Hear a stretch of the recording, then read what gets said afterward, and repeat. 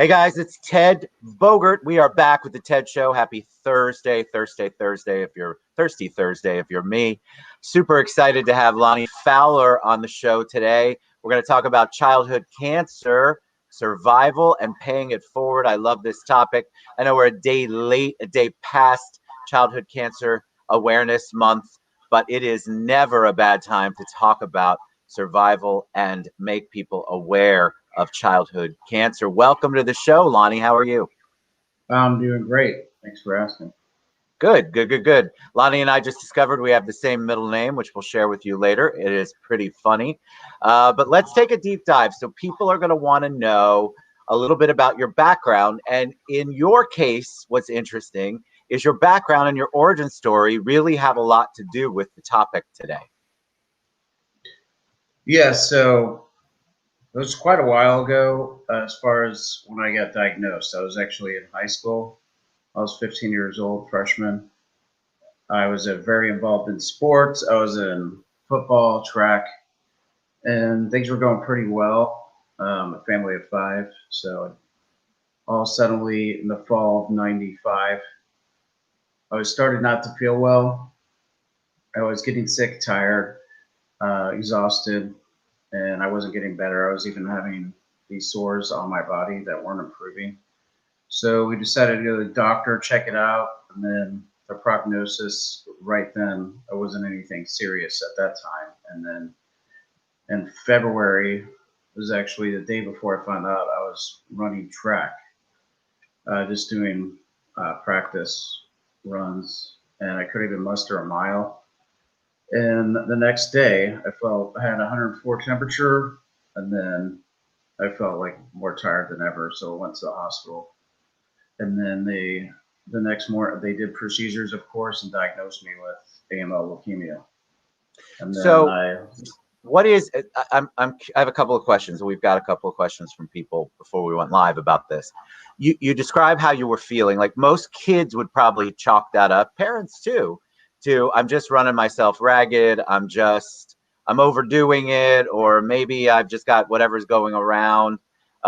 So it became so persistent that you had to be persistent in your healthcare. You had to go. What was that like for you when you get the news? Because I've been on that receiving end of the news, not as a child or a yeah. young adult, but as an adult, and it kind of takes your breath away. What was it like for you as a kid? Well, to be honest with you, I didn't want to, sort of like in that denial moment when I was like, what do you mean I got leukemia? And then I was just like, it was, I don't know, it's like a little hard to explain. It's like this hits you with a brick wall. And no joke about I was in for the ride of my life because right after I got that news, I was in Indiana in Fort Wayne, and I'm still here. the yeah, I was in Fort Wayne, and the hospital I was at, I had to go to a different hospital, so I went right on an ambulance to Indianapolis to Riley Children's Hospital. So I didn't know what to expect, where my life was going to be right at that moment. And so you take it. Tell us what AM is it AML? Tell us what type of cancer, because I think people just unless you have it of a specific organ, when it starts to have a name that isn't immediately attached to an organ, like I had prostate, you could have breast, there's all sorts. It becomes fuzzy for people, and I think they like to lump it all together, but it's not the same. Everyone's different. Yeah, well, AML, just to put it simply, is a blood cancer. I believe it affects the white blood cells as far as that goes. So, and ironically, last month was also Blood Cancer Awareness Month too.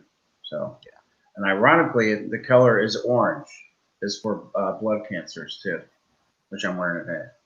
Oh, very good. Mhm. All right, so you begin treatment. What's that like as a kid in high school? Did you have to give up your athletics? Was this a long-term thing? Tell us a little bit about your journey, because I think people like when I went through radiation, that's nothing compared to chemo. So when you're having to go through chemo and that, I've seen people get really sick. What was your journey like?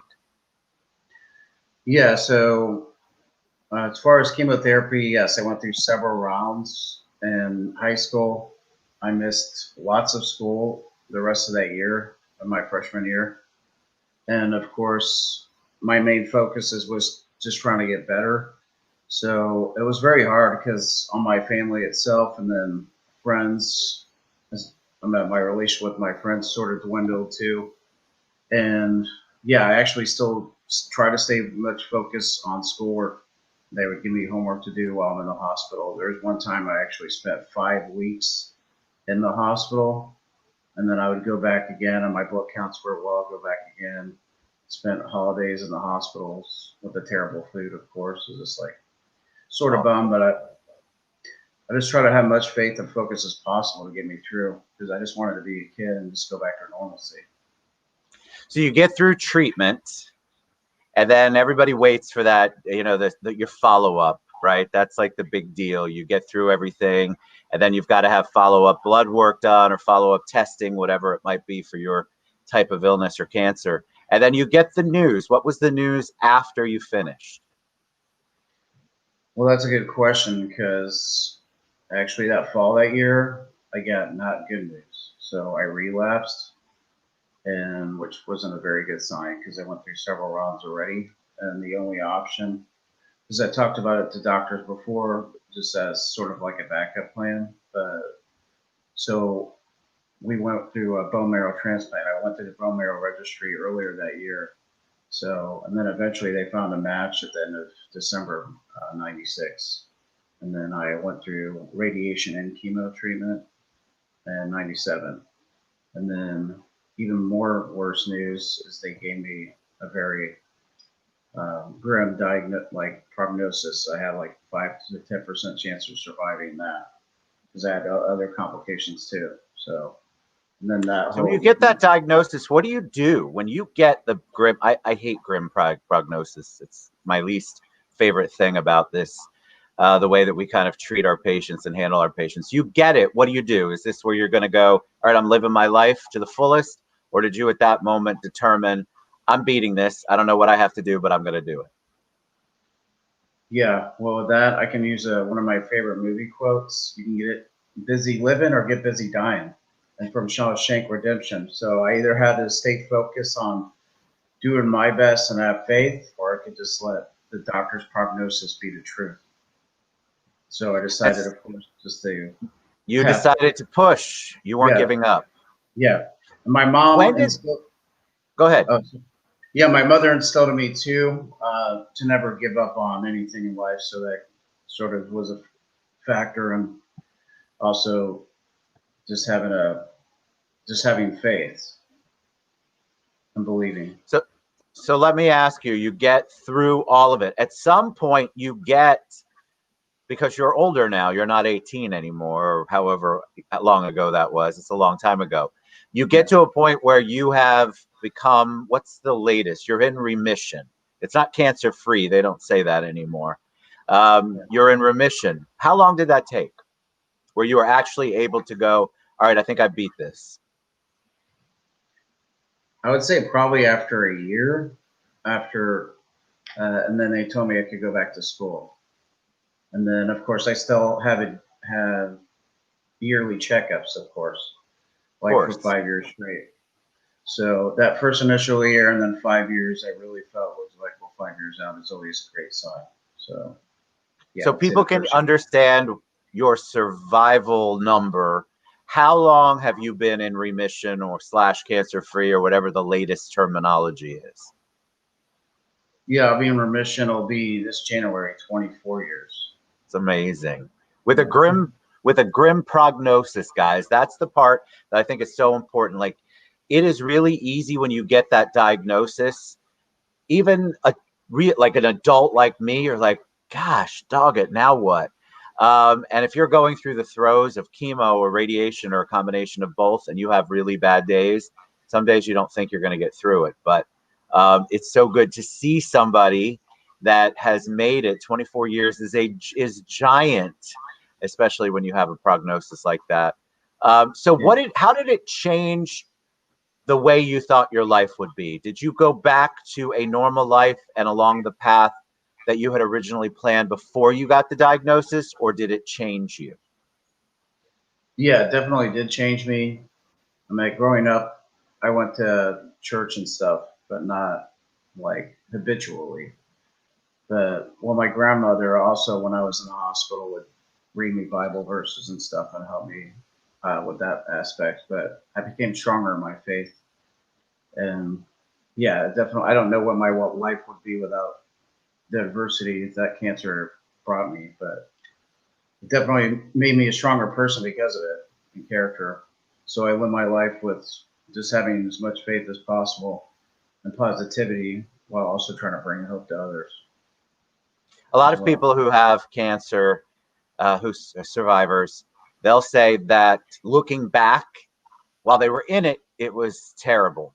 Looking back, it changed their lives for the better. It made them stronger in their faith. A lot of people say stronger in their faith. A lot of people say it changed what I wanted to do. It also changed my mindset as to what was important and to not sweat the little things. Yeah. Was that how, is that sort of the part about pay it forward? How did you come to that? Well, the pay it forward aspect was because there's so many people that helped me through the fight. So if it wasn't for some of those people, I may not have gotten through it myself. So I was like, why not pay it forward, return the favor to other people? So, what is it that you do? Are you involved in childhood cancer organizations, foundations? Tell us what you do that's kind of part of your pay it forward platform. Well, one of the aspects, because a lot of stuff going on in my life currently and last year, but I was trying to be involved. I don't know if you heard of Be the Match as far as what they do. Pretty Tell much them a put it little bit simple. about that. Yeah, I work with the local Florida chapter here. I volunteered with Be the Match Drive. So what they do, if it wasn't for them, I wouldn't be alive either. So Be the Match, they pretty much help people save lives. So for blood cancer such as mine, in order to do that, to have a bone marrow transplant, you have to get a match, and to do that, to have these drives, they'll do swabbing on your cheeks, and yeah, they do amazing things, especially in the community to raise awareness as well. Because just that alone can help save any life. And other organizations I've helped with, one is local. I helped them out a couple times. Is Base Camp, Terry Jones Robbins organization. They do some amazing things. My goal is to do more with them in the future, but they do amazing things for kids with cancer and their families. And then I I've think worked that's with the thing. Go ahead. I'm sorry. And then other things when I was younger, I volunteered with Leukemia Society, American Cancer Society, and so forth because they do some great things too. I think one of the things that people don't understand is that cancer's truly a family circle disease. You get it. You're the cancer. You're the person with cancer, but it impacts your family, and especially when you're talking about kids, childhood. The families have to give up jobs to stay with their kids while they're at treatment. There's housing issues. There's food issues. There's all sorts of things, and so organizations like I'm on the board for Base Camp, they try to fit the need, try to help out in ways that the other organizations don't. They try to fill that gap, and so there's so many needs that we don't think about. Just having a basic pizza lunch or a celebratory, you rang the bell, is a big deal for, especially for kids, because it gives them that hope, right? It gives them Yeah. that want and that desire to continue on. So kudos for you for continuing to be involved. What do you think how are you different?